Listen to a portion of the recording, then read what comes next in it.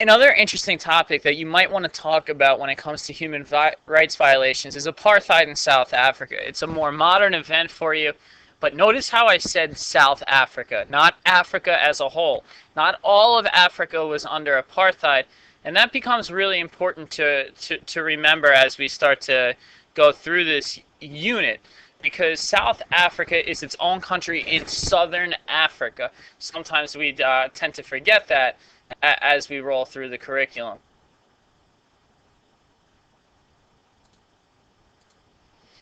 Apartheid. Apartheid in South Africa, it was a law allowing white minority to rule over the black majority and separation between the races. Um, Basically, what you're hearing here is legal segregation. We use that term legal segregation to describe something where it says in the law that black South Africans are basically less than white South Africans. And when I say black majority, I mean 90% of the total population was held under apartheid. Blacks could not vote. They had very few rights overall. They held lesser jobs.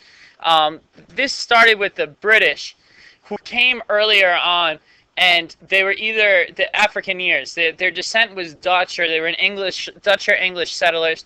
And in 1940, this party, this Afrikaneer, this Dutch, English, white settler, started to gain a lot of power. And they developed apartheid as a way to control the country, as a way to keep the majority of the population down without the good jobs, without health care, without benefits, without proper housing, all of these things, so that they could remain strong and in power. And by the 1960s, it became a policy with complete separation between the two areas, where territories were broken up, where if you were black, you lived in this area, if you were white, you lived in this area. And the police repression, or the unleashing of the police on the people to keep the black population in order, was just tremendous and brutal. You can see here, this chart does an excellent job. If you want to take some of the information from the chart to use it in your outlines, that would be a perfect thing for you to do.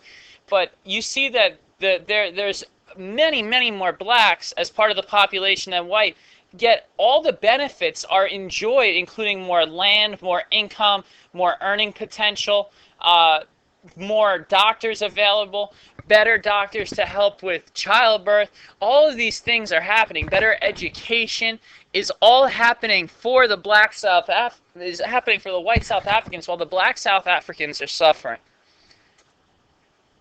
There was a prohibition of marriage between non-whites and whites, so interracial love was not allowed. There were white-only jobs, doctors, lawyers, any of those high-tier white-collar jobs that we talk about went to the white population. Also, people were put into 3 categories based on the Population Registration Act. Okay, you were white, you were black, or colored, a mix between different classifications. And it was based on your appearance, your social appearance, and your descent. Something like this is hard for us to understand in America because of the fact that we had for so long had been progressing when it came to race. And we're talking the 1960s, 70s, and 80s. While America is making progress, apartheid is actually gaining strength in South Africa. Blacks traveled, they were required to carry passbooks with them when they traveled. It had their signature on it. It had their photograph. And it was a way for them to basically keep control of black South Africans in other way. They, like I said, fingerprints, photos, racial identification, all became a part of this. And we know that these areas where they lived were called homelands, sometimes called shanty towns.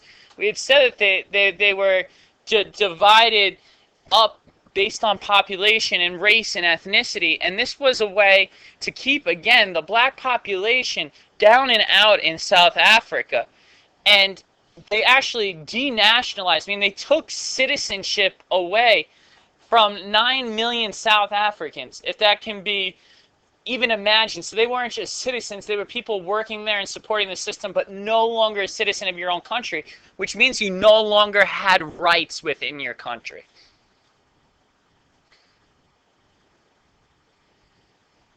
In 1960, a group in Sharpeville refused to carry their passes, and the government declared a state of emergency. and it left 150 in 156 days. It left 69 people dead and 187 people wounded.